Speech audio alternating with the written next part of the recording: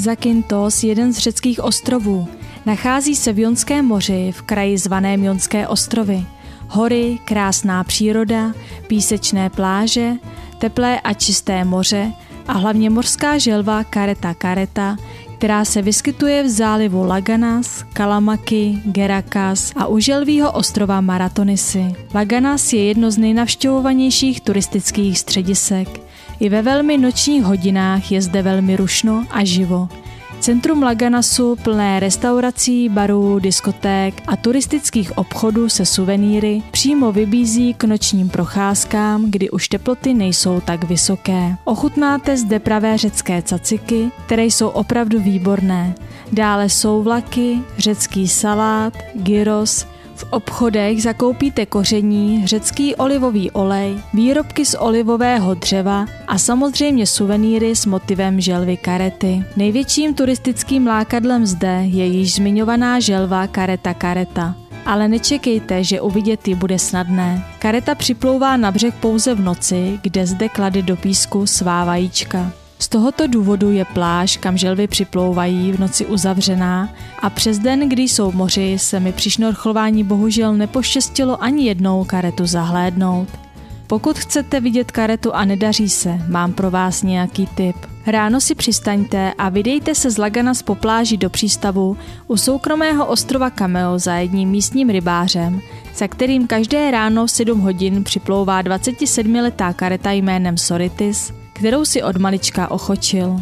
Uvidíte ji velmi zblízka a dokonce i můžete stoupit na loď a želvičku si pohladit. Nezapomeňte pak drobnými přispět na krmení, za které rybář kupuje kalamáry, které Soritis velmi miluje. A nebo si pronajměte šlapadlo či kánoj a jeďte do míst, kde se sbíhají turistické lodě. Jakmile je více lodí u sebe, je 100% jisté, že tam želva je. Já byla při téhle příležitosti na kánoji a dostala jsem se k želvičce opravdu blízko a mohla si ji takhle krásně vyfotit.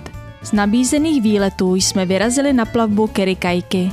První fází plavby bylo hledání želvy, pak plavba okolo ostrova Maratonisy, kde jsme měli půlhodinovou zastávku na koupání.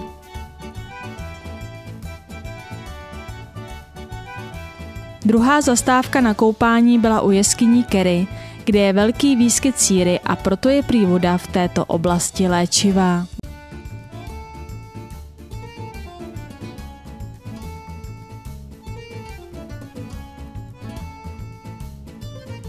Druhý výlet na Zakyntosu jsme absolvovali v akvaparku Water Village, kde jsme strávili celý den. Zde mají své vlastní fotografy, kteří chodí po parku a fotí nás turisty. Poté fotografie vyvěšují na nástěnce, kde si můžete fotografie prohlédnout a popřípadě vybrat a zakoupit. Výletů, které ostrov nabízí, je samozřejmě více. Jedním z velmi populárních výletů je plavba lodí okolo celého ostrova Zakynthos, kdy navštívíte modré jeskyně či vrak pašerácké lodi na známé pláži Navaggio. Na Zakynthos se nejsnáze dostanete letadlem. My jeli autobusem, ale cesta byla velmi náročná a trvala okolo 38 hodin.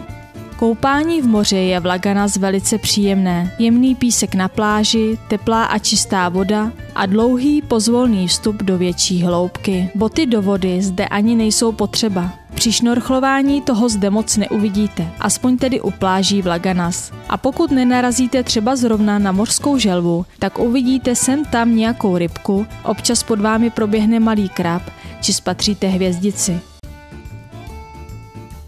Mušlí je zde také velmi pomálu. Pokud neumíte řecky, domluvíte se zde úplně snadno anglicky. Za svůj pobyt jsem nepotkala Řeka, který by neuměl aspoň trochu anglicky. Ceny jsou zde trochu vyšší, tak při svém pobytu pamatujte na větší hotovost. Ještě jednou zvláštností, na kterou při svém pobytu musíte pamatovat je, že je zde přísný zákaz házení toaletního papíru do záchodové mísy. Toaletní papír se zde vhazuje do odpadkového koše, na to se dá ale rychle zvyknout. Tak pokud jste na Zakyntosu ještě nebyli, neváhejte a určitě ji navštivte, stojí to opravdu za to.